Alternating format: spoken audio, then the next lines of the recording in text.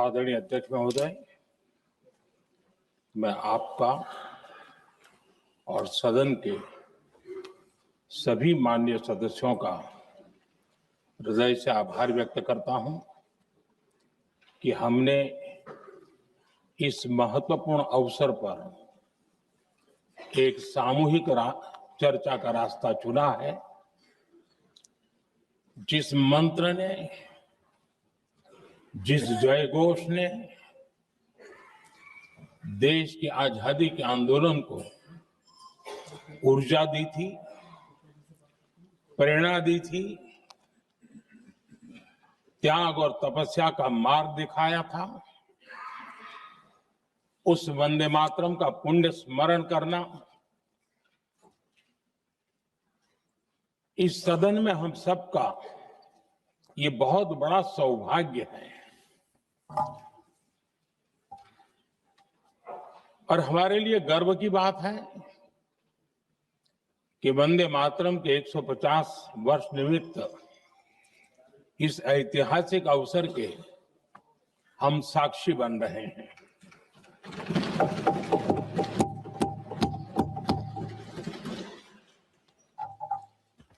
एक ऐसा कालखंड जो हमारे सामने इतिहास की अनगिनत घटनाओं को अपने सामने लेकर के आता है। ये चर्चा सदन की प्रतिबद्धता को तो प्रकट करेगी, लेकिन आने वाली पीढ़ियों के लिए भी, दर पीढ़ी के लिए भी ये शिक्षा का कारण बन सकती है अगर हम सब मिलकर के इसका सदुपयोग करें तो। आदरणीय अध्यक्ष जी, एक ऐसा कालखंड है जब इतिहास के कई प्रेरक अध्याय फिर से हमारे सामने उजागर हुए हैं। अभी अभी हमने हमारे संविधान के 75 वर्ष गौरवपूर्व मनाए हैं।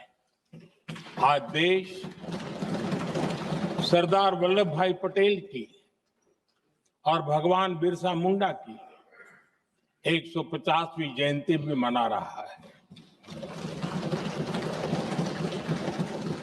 और अभी अभी हमने गुरु तेग बहादुर के 350वां बलिदान दिवस भी मनाया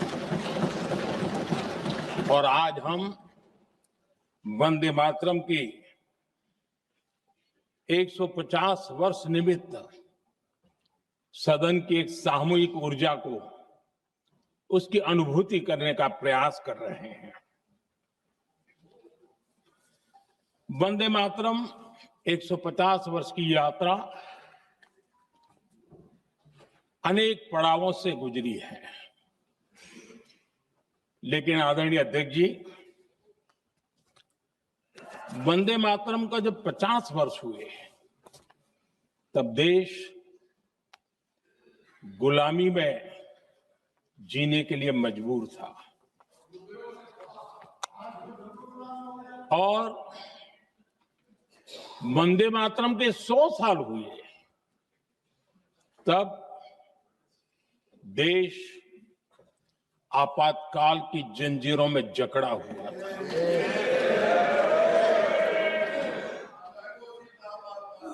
जब वंदे मातरम 100 साल के अत्यंत उत्तम पर्व था, तब भारत के संविधान का गला घोंट दिया गया था। जब वंदे मातरम 100 साल का हुआ, तब देशभक्ति के लिए जीने मरने वाले लोगों को जेल के सलाखों के पीछे बंद कर दिया गया था। जिस वंदे मातरम के गीत ने देश को आजादी की ऊर्जा दी थी, उसके जब 100 साल हुए तो दुर्भाग्य से एक काला कालखंड हमारे इतिहास में उजागर हो गया। हम लोकतंत्र के गिरोह में थे,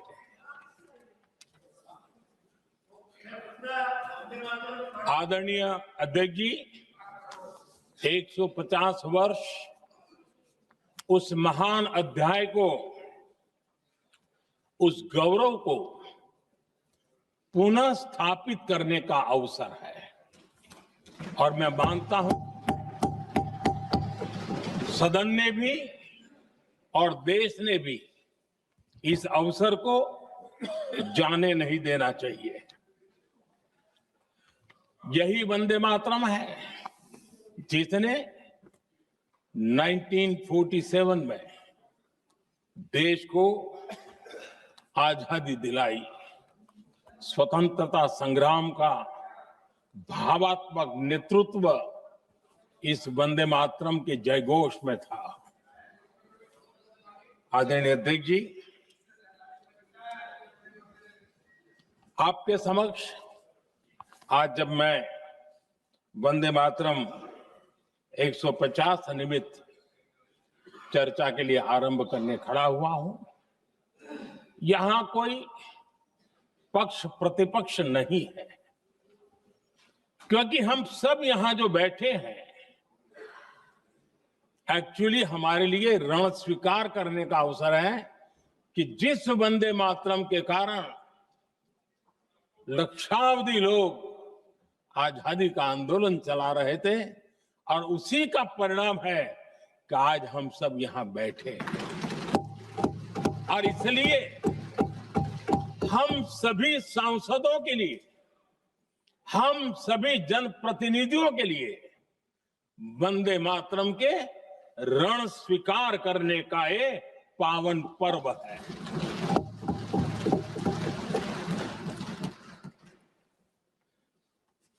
और इससे हम प्रेरणा लेकर के वंदे मातरम की जिस भावना ने देश की आजादी का जंग लड़ा,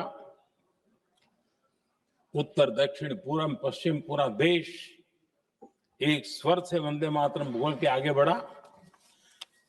फिर से एक बार अवसर है, आओ हम सब मिलके चले, देश को साथ लेके चले। आजादी के दीवानों ने जो सपने देखे थे उन सपनों को पूरा करने के लिए वंदे मातरम 150 हम सबकी प्रेरणा बने, हम सबकी ऊर्जा बने और देश आत्मनिर्भर बने।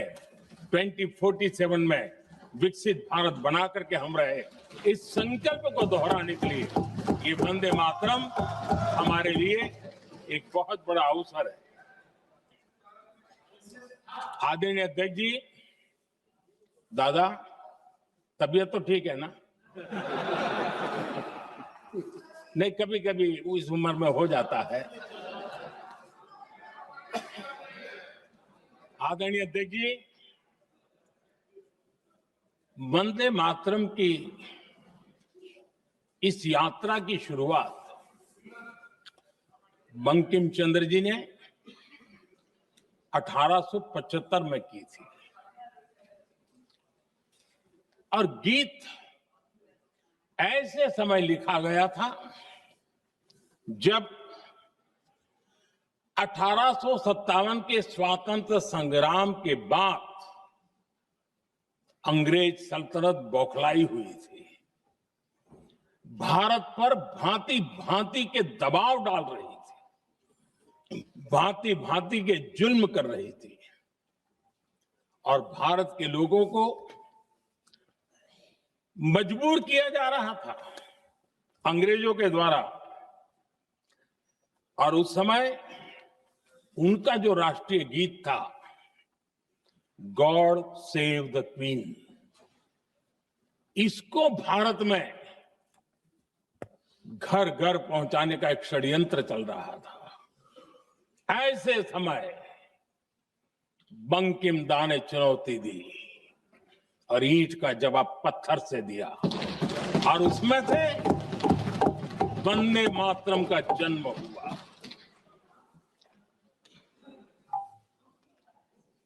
इसके कुछ वर्ष बाद 1882 में जब उन्होंने आनंद मठ लिखा तो इस गीत का उसमें समावेश किया गया। आदरणीय अध्यक्ष जी, वंदे मातरम ने उस विचार को पुनर्जीवित किया था जो हजारों वर्ष से भारत की रग रग में रचा बसा था। उसी भाव को, उसी संस्कारों को, उसी संस्कृति को, उसी परंपरा को उन्होंने बहुत ही उत्तम शब्दों में, उत्तम भाव के साथ वंदे मातरम के रूप में हम सबको बहुत बड़ी सौगात दी थी। वंदे मातरम ये सिर्फ केवल राजनीतिक आजादी की लड़ाई का मंत्र नहीं था। सिर्फ हम अंग्रेज जाए और हम खड़े हो जाएं, अपने राह पर चले, इतने मात्र तक वंदे मातरम प्रेरित नहीं करता था, उससे कहीं आगे था। आजादी की लड़ाई इस मातृभूमि को मुक्त कराने का भी जंग था। अपनी मां भारती को उन बेड़ियों से मुक्ति दिलाने का एक पवित्र जंग था। और वंदे मातरम की पृष्ठभूमि हम देखें, उसके संस्कार सरिता देखें, तो हमारे यहां वेद काल से एक बात बार बार हमारे सामने आई है। जब वंदे मातरम कहते हैं तो वही वेद काल की बात हमें याद आती है। वेद काल से कहा गया है, माता भूमि ही पुत्रो अहम पृथिव्याः, अर्थात ये भूमि मेरी माता है और मैं पृथ्वी का पुत्र हूं। आदरणीय अध्यक्ष जी, यही वो विचार है जिसको प्रभु श्री राम ने भी लंका के वैभव को छोड़ते हुए कहा था, जननी जन्मभूमिश्च स्वर्गादपि गरीयसी।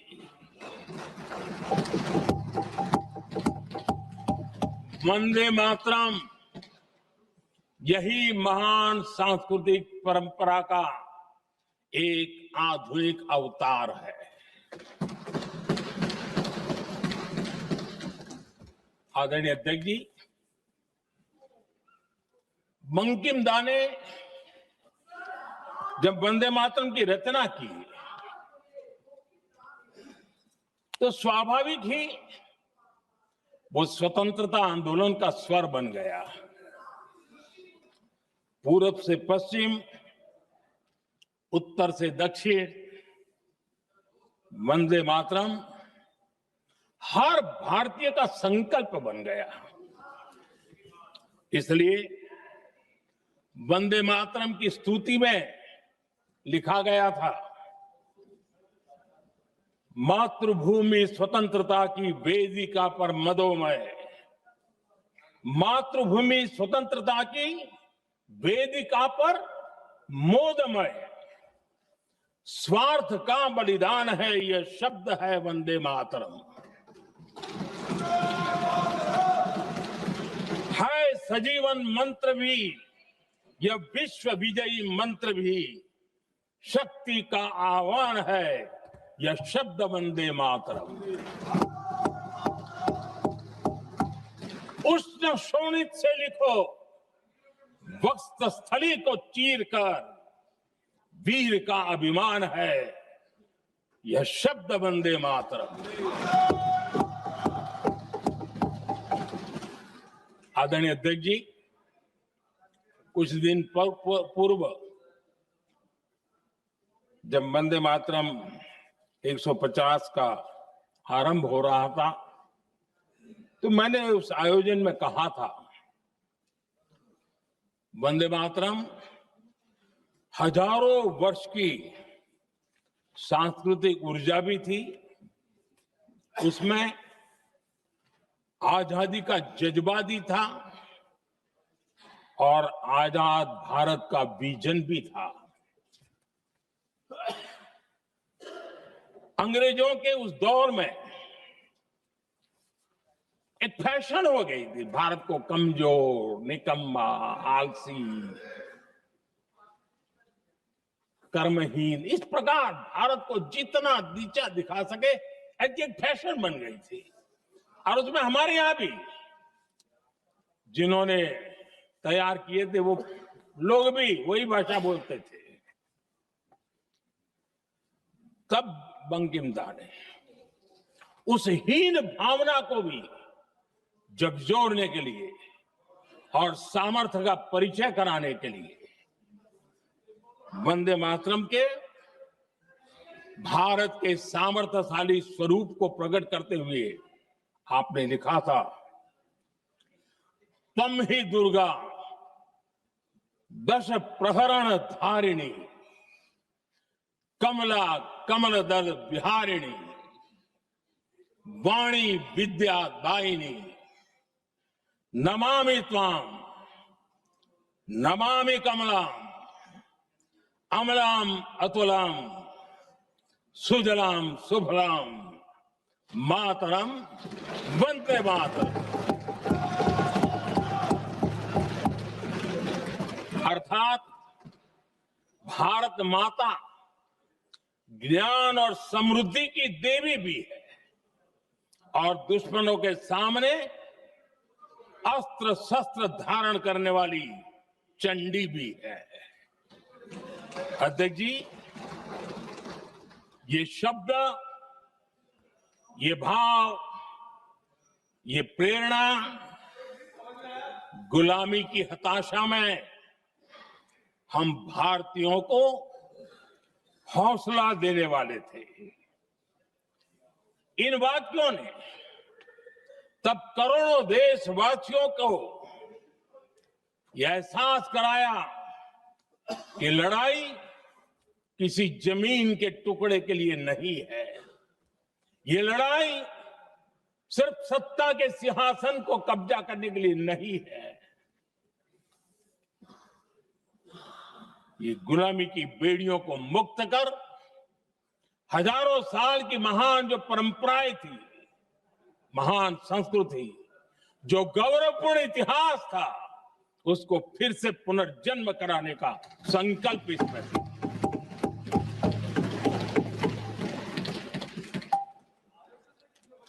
आदरणीय अध्यक्ष जी,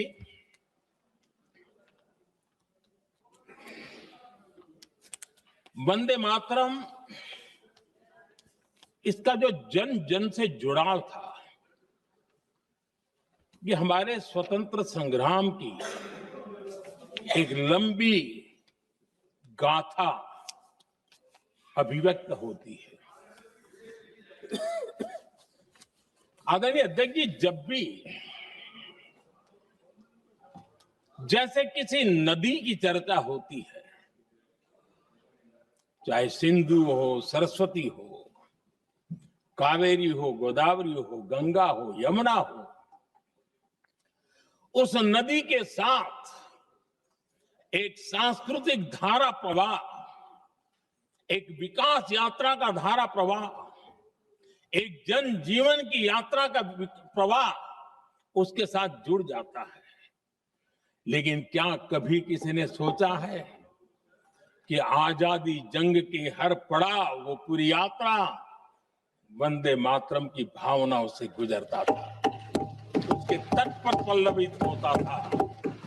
ऐसा भाव काव्य शायद दुनिया में कहीं उपलब्ध नहीं होगा। आदरणीय अध्यक्ष जी,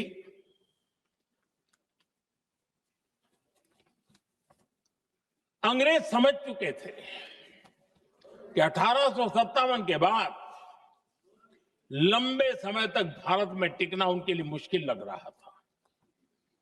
और जिस प्रकार से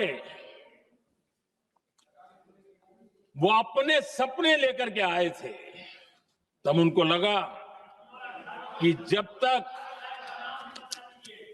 तक भारत को बांटेंगे नहीं, जब तक भारत को टुकड़ों में नहीं बांटेंगे, भारत में ही लोगों को एक दूसरे से लड़ाएंगे नहीं, तब तक यहां राज करना मुश्किल है। और अंग्रेजों ने बांटो और राज करो इस रास्ते को चुना और उन्होंने बंगाल को इसकी प्रयोगशाला बनाया, क्योंकि अंग्रेज भी जानते थे वो एक वक्त था जब बंगाल का बौद्धिक सामर्थ्य देश को दिशा देता था, देश को ताकत देता था, देश को प्रेरणा देता था। और इसलिए अंग्रेज भी चाहते थे कि बंगाल का ये जो सामर्थ्य है वो पूरे देश की शक्ति का एक प्रकार से केंद्र बिंदु है। और इसलिए अंग्रेजों ने सबसे पहले बंगाल के टुकड़े करने की दिशा में काम किया और अंग्रेजों का मानना था कि एक बार बंगाल टूट गया तो ये देश भी टूट जाएगा और वो यावत चंद्र दिवाकर राज करते रहेंगे, ये इनकी सोच थी।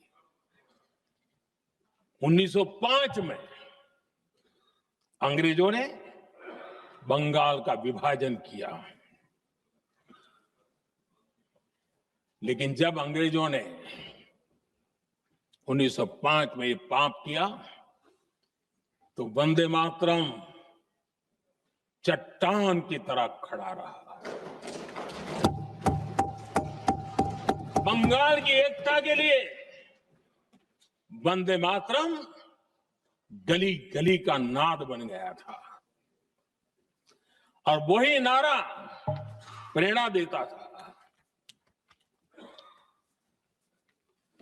अंग्रेजों ने बंगाल विभाजन के साथ ही भारत को कमजोर करने के बीच और अधिक बोने की दिशा पकड़ ली थी, लेकिन वंदे मातरम एक स्वर एक सूत्र के रूप में अंग्रेजों के लिए चुनौती बनता गया और देश के लिए चट्टान बनता गया। आदरणीय अध्यक्ष जी, बंगाल का विभाजन तो हुआ, लेकिन एक बहुत बड़ा स्वदेशी आंदोलन खड़ा हुआ और तब वंदे मातरम हर तरफ गूंज रहा था। अंग्रेज समझ गए थे कि बंगाल की धरती से निकला बंकिम दा का ये भाव सूत्र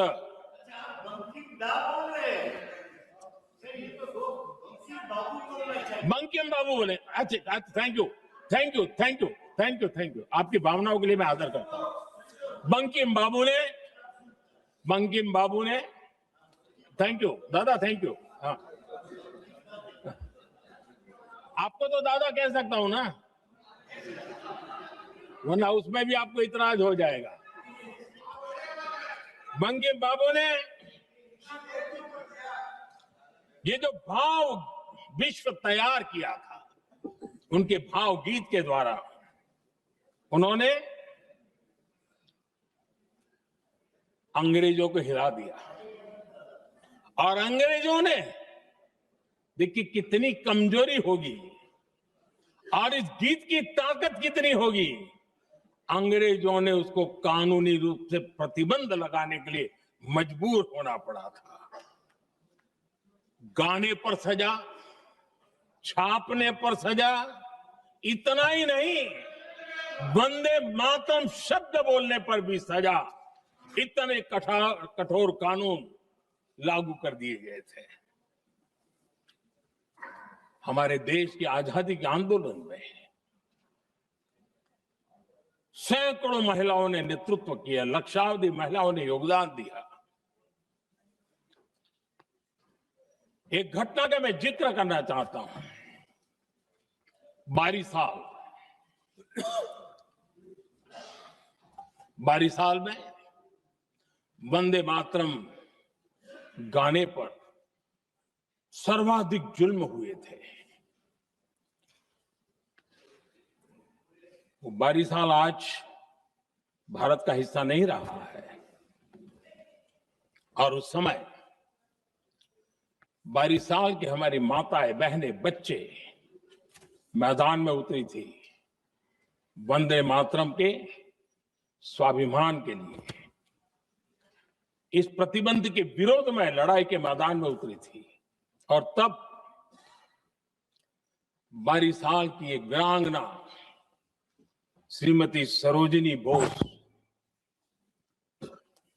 जिन्होंने उस जमाने में वहां की भावना को देखिए और उन्होंने कहा था कि वंदे मातरम जो प्रतिबंध लगा है, जब तक ये प्रतिबंध नहीं हटता है मैं अपनी चूड़ियां जो पहनती हूं निकाल दूंगी। भारत में वो एक जमाना था, चूड़ी निकालना यानी महिला के जीवन की बहुत बड़ी घटना हुआ करती, लेकिन उनके लिए वंदे मातरम की वो भावना थी। उन्होंने अपनी सोने की चूड़ियां, जब तक वंदे मातरम प्रतिबंध नहीं हटेगा मैं दोबारा नहीं धारण करूंगी, ऐसा बड़ा व्रत ले लिया था। हमारे देश के बालक भी पीछे नहीं रहे थे। उनको कोड़े की सजा होती थी, छोटी छोटी उम्र में उनको जेल में बंद कर दिया जाता। और उन दिनों खास करके बंगाल की गलियों में लगातार वंदे मातरम के लिए प्रभात फेरियां निकलती थी। अंग्रेजों के नाको दम कर दिया था। और उस समय गीत गूंजता था बंगाल में, जाए जाबे जीवोनो चोले, जाए जाबे जीवोनो चोले, जोगो तो माजे तोमार काजे वंदे मातरम बोले। अर्थात हे मां, संसार में तुम्हारा काम करते और वंदे मातरम कहते जीवन भी चला जाए तो वो जीवन भी धन्य है। ये बंगाल की गलियों में बच्चे कह रहे हैं। ये गीत उन बच्चों की हिम्मत का स्वर था और उन बच्चों की हिम्मत ने देश को हिम्मत दी थी। बंगाल की गलियों से निकली आवाज देश की आवाज बन गई थी।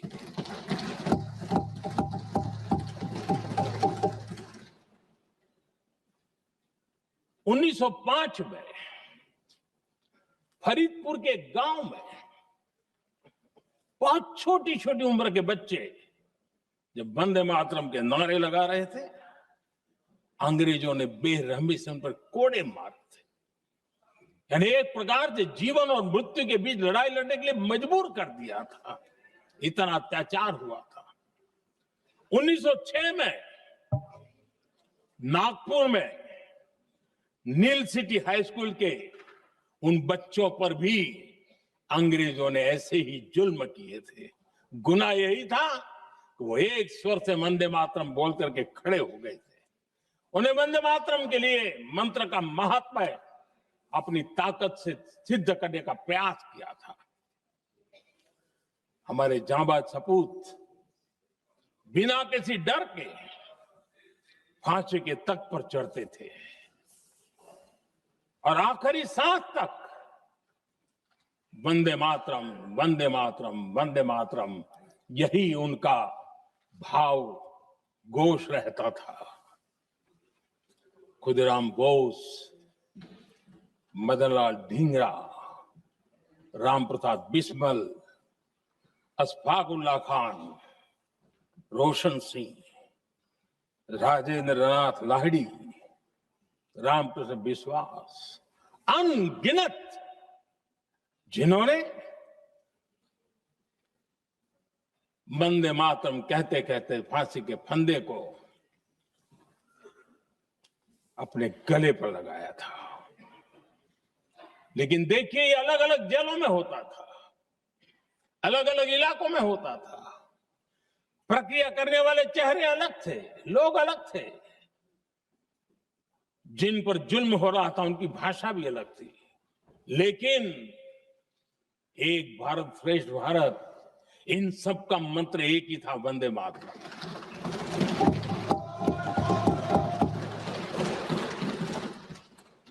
चटगांव की स्वराज क्रांति, जिन युवाओं ने अंग्रेजों को चुनौती दी, वे भी इतिहास के चमकते हुए नाम है। हरगोपाल बाल, पुलिन विकास घोष, त्रिपुर सेन, इन सब ने देश के लिए अपना बलिदान दिया। मास्टर सूर्यसेन को 1934 में जब फांसी दी गई, तब उन्होंने अपने साथियों को एक पत्र लिखा और पत्र में एक ही शब्द की गूंज थी और वो शब्द था वंदे मातरम।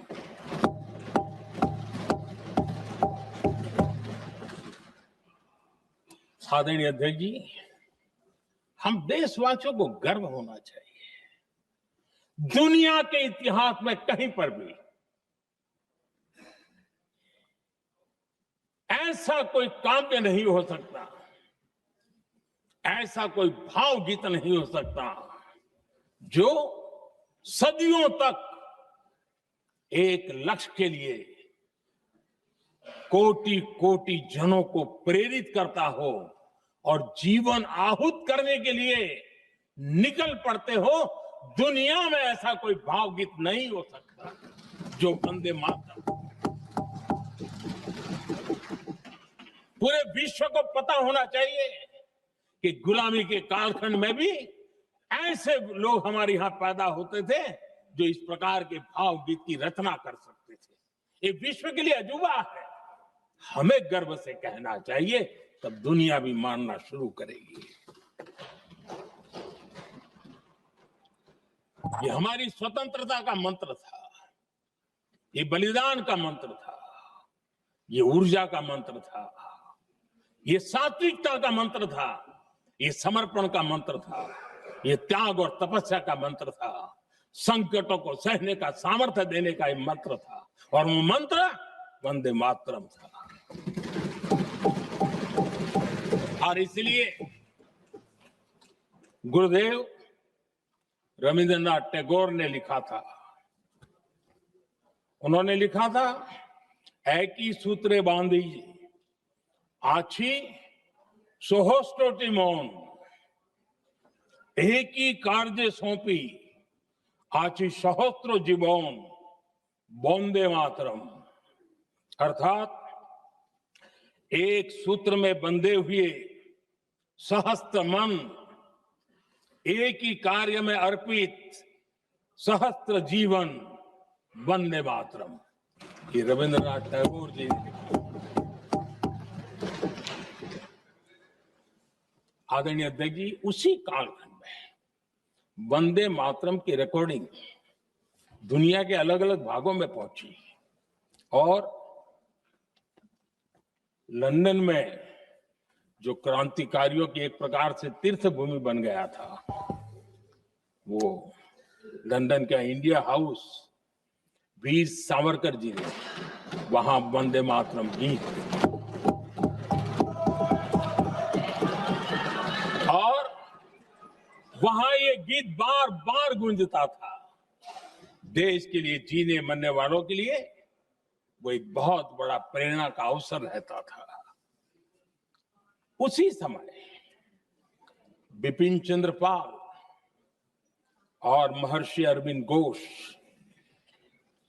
उन्होंने अखबार निकाले, उस अखबार का नाम भी उन्होंने वंदे मातरम रखा। यानी डगर डगर पर अंग्रेजों की नींद हराम करने के लिए वंदे मातरम काफी हो जाता था, और इसलिए उन्होंने इस नाम रखा। अंग्रेजों ने अखबारों पर रोक लगा दी, तो मैडम भिकाजी कामा ने पेरिस में एक अखबार निकाला और उसका नाम उन्होंने वंदे मातरम रखा।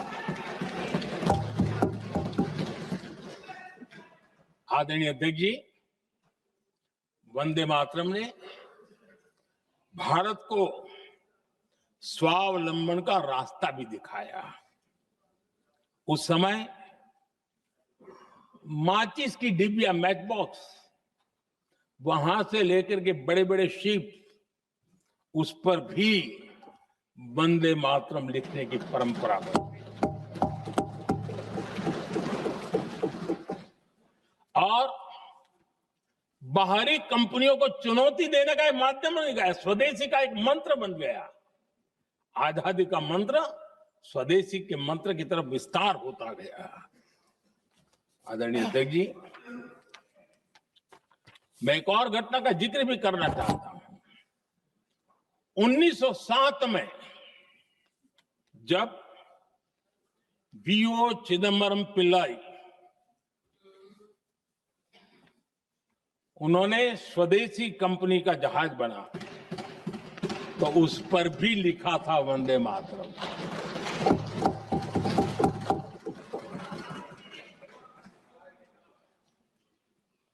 राष्ट्र कवि सुब्रमण्य भारती ने वंदे मातरम को तमिल में अनुवाद किया, स्तुति गीत लिखे।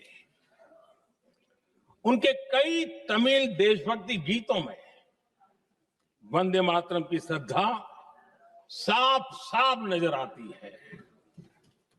शायद सभी लोगों को, हो सकता है तमिलनाडु के लोगों को पता हो, लेकिन सभी लोगों को ये बात का पता ना हो कि भारत का ध्वज गीत भी सुब्रमण्यम भारती ने ही लिखा था। उस ध्वज गीत का वर्णन जिस पर वंदे मातरम लिखा हुआ था, तमिल में इस ध्वज गीत का शीर्षक था ताइन माणी कोडी पारिन, तालंदु पणिंदु पुलहिंद्रु वारी। अर्थात देश प्रेमियों, दर्शन कर लो, सविनय अभिनंदन कर लो, मेरी मां की दिव्य ध्वजा का वंदन कर लो।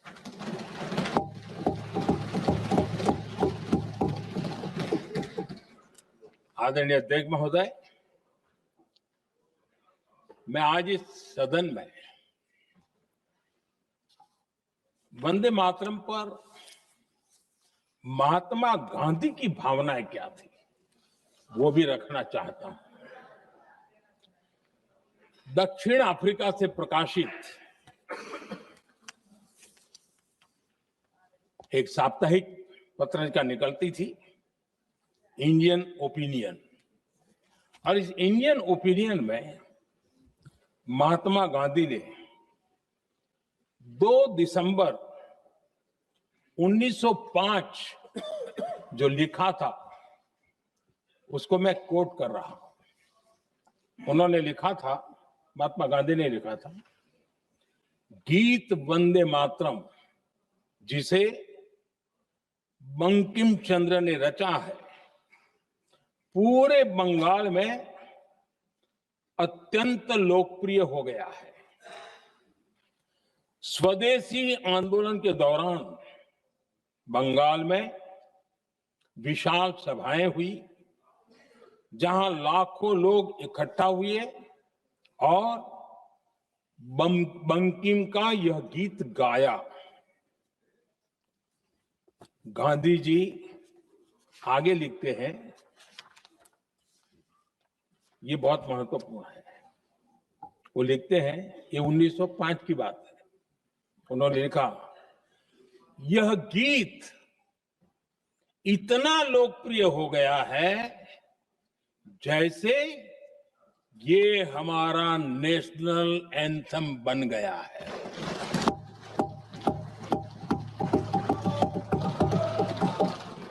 इसकी भावनाएं महान है और यह अन्य राष्ट्रों के गीतों से अधिक मधुर है। इसका एकमात्र उद्देश्य हम में देशभक्ति की भावना जगाना है। यह भारत को मां के रूप में देखता है और उसकी स्तुति करता है। अध्यक्ष जी,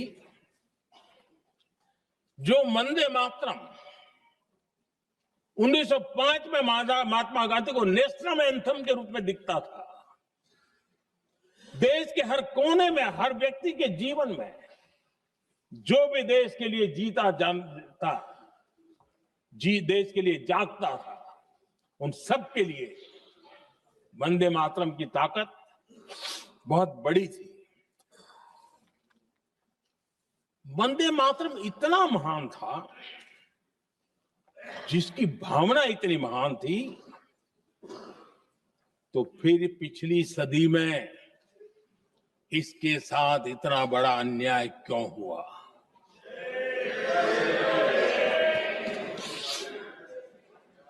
वंदे मातरम के साथ विश्वासघात क्यों हुआ?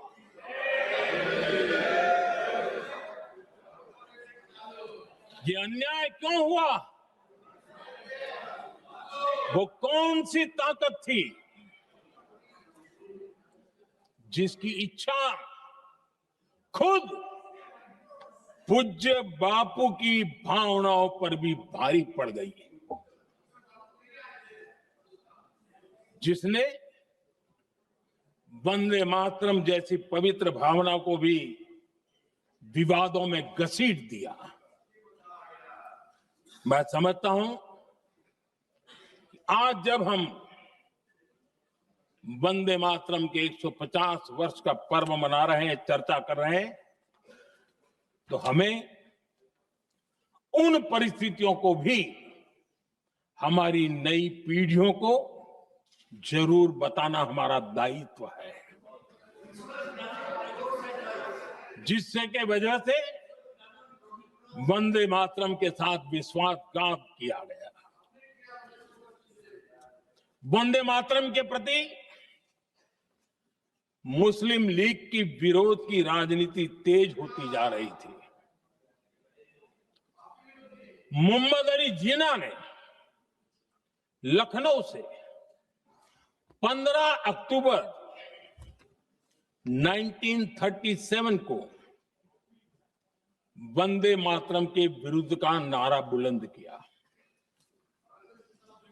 फिर कांग्रेस के तत्कालीन अध्यक्ष जवाहरलाल नेहरू को अपना सिंहासन डोलता दिखा। बजाय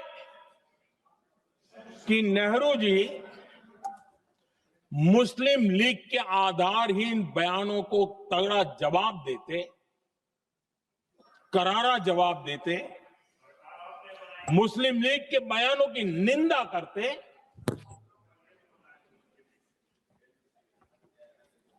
और वंदे मातरम के प्रति खुद की भी और कांग्रेस पार्टी की भी निष्ठा को प्रकट करते हैं, लेकिन उल्टा हुआ। वो ऐसा क्यों कर रहे, वो तो पूछा ही नहीं, न जाना, लेकिन उन्होंने वंदे मातरम की ही पड़ताल शुरू कर दी। जिन्ना के विरोध के 5 दिन बाद ही 20 अक्टूबर को नेहरू जी ने नेताजी सुभाष बाबू को चिट्ठी लिखी। उस चिट्ठी में जिन्ना की भावना से नेहरू जी अपनी सहमति जताते हुए कि वंदे मातरम की, ये जो उन्होंने सुभाष बाबू को लिखा है, वंदे मातरम की आनंद मठ वाली पृष्ठभूमि मुसलमानों को इरिटेट कर सकती है। मैं नेहरू जी का कोट पढ़ता हूं। नेहरू जी कहते हैं, मैंने वंदे मातरम गीत का बैकग्राउंड पढ़ा है। नेहरू जी फिर लिखते हैं, मुझे लगता है कि ये जो बैकग्राउंड है, इससे मुस्लिम भड़केंगे। साथियों, इसके बाद कांग्रेस की तरफ से बयान आया कि 26 अक्टूबर से कांग्रेस कार्य समिति की एक बैठक कोलकाता में होगी, जिसमें वंदे मातरम के उपयोग की समीक्षा की जाएगी। बंकिम बाबू का बंगाल, बंकिम बाबू का कोलकाता, और उसको चुना गया और वहां पर समीक्षा करना तय किया। पूरा देश हतप्रभ था, पूरा देश हैरान था। पूरे देश में देशभक्तों ने इस प्रस्ताव के विरोध में देश के कोने कोने में प्रभात फेरियां निकाली, वंदे मातरम गीत गाया। लेकिन देश का दुर्भाग्य कि 26 अक्टूबर को कांग्रेस ने वंदे मातरम पर समझौता कर लिया।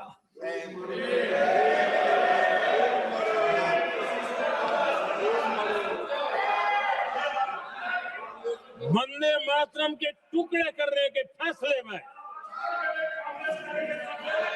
वंदे मातरम के टुकड़े कर दिए। उस फैसले के पीछे नकाब ये पहना गया, चोला ये पहना गया। ये तो सामाजिक सद्भाव का काम है। लेकिन इतिहास इस बात का गवाह है कि कांग्रेस ने मुस्लिम लीग के सामने घुटने टेक दिए और मुस्लिम लीग के दबाव में किया।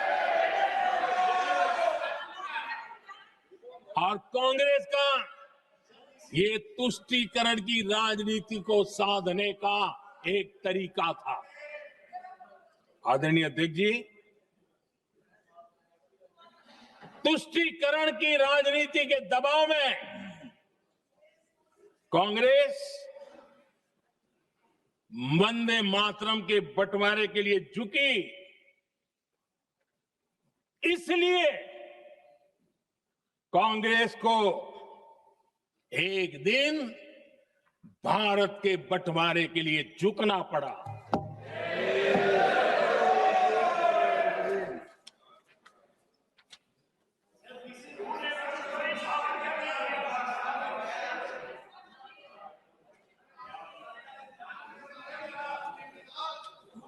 मुझे लगता है कांग्रेस ने आउटसोर्स कर दिया है।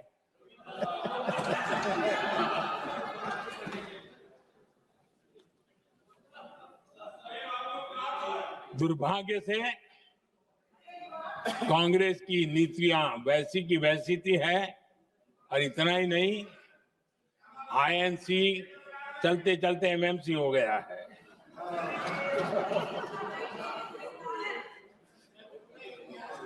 आज भी कांग्रेस और उसके साथी और जिन जिन के नाम साथ कांग्रेस जुड़ा हुआ है, सब वंदे मातरम पर विवाद खड़ा करने की कोशिश करते हैं। आदरणीय अध्यक्ष महोदय, किसी भी राष्ट्र का चरित्र, उसकी जीवटता, उसके अच्छे कालखंड से ज्यादा जब चुनौतियों का कालखंड होता है, जब संकटों का कालखंड होता है, तब प्रकट होती है, उजागर होती है और सत्य अर्थ में कसौटी से कसी जाती है। जब कसौटी का काल आता है, तब ही ये सिद्ध होता है कि हम कितने दृढ़ हैं, कितने सशक्त हैं, कितने सामर्थ्यवान हैं। 1947 में देश आजाद होने के बाद देश की चुनौतियां बदली, देश की प्राथमिकताएं बदली, लेकिन देश का चरित्र, देश की जीवटता वही रही, वही प्रेरणा मिलती रही। भारत पर जब जब संकट आए, देश हर बार वंदे मातरम की भावना के साथ आगे बढ़ा।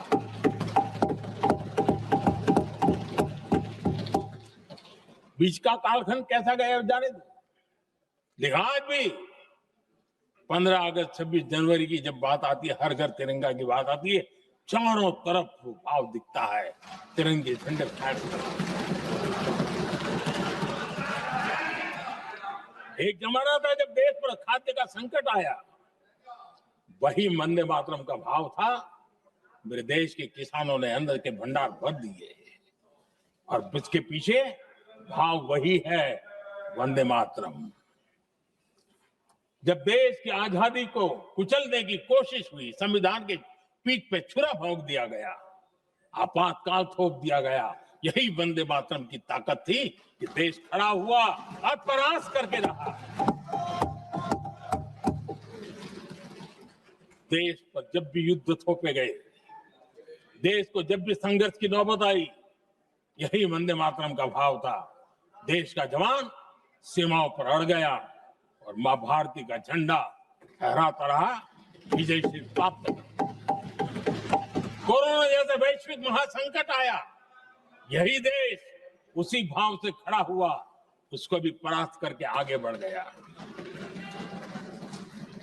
आदरणीय अध्यक्ष जी, यह राष्ट्र की शक्ति है, यह राष्ट्र को भावनाओं से जोड़ने वाला सामर्थ्यवान एक ऊर्जा प्रवाह है, ये चेतना प्रवाह है, ये संस्कृति की अविरल धारा का प्रतिबिंब है, उसका प्रकटीकरण है। ये वंदे मातरम हमारे लिए सिर्फ स्मरण करने का काल नहीं, एक नई ऊर्जा, नई प्रेरणा का लेने का काल बन जाए, और हम उसके प्रति समर्पित होते चले। और मैंने पहले कहा, हम लोगों पर तो कर्ज है वंदे मातरम का।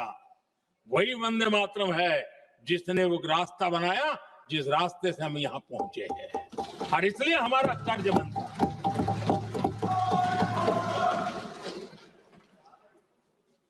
भारत हर चुनौतियों को पार करने में सामर्थ्य है। वंदे मातरम के भाव की वो ताकत है। वंदे मातरम ये सिर्फ गीत या भावगीत नहीं, ये हमारे लिए प्रेरणा है, राष्ट्र के प्रति कर्तव्यों के लिए हमें झकझोरने वाला काम है, और इसलिए हमें निरंतर इसको करते रहना होगा। हम आत्मनिर्भर भारत का सपना लेकर के चल रहे हैं, इसको पूरा कर रहे हैं। वंदे मातरम हमारी प्रेरणा है। हम स्वदेशी आंदोलन को ताकत देना चाहते हैं।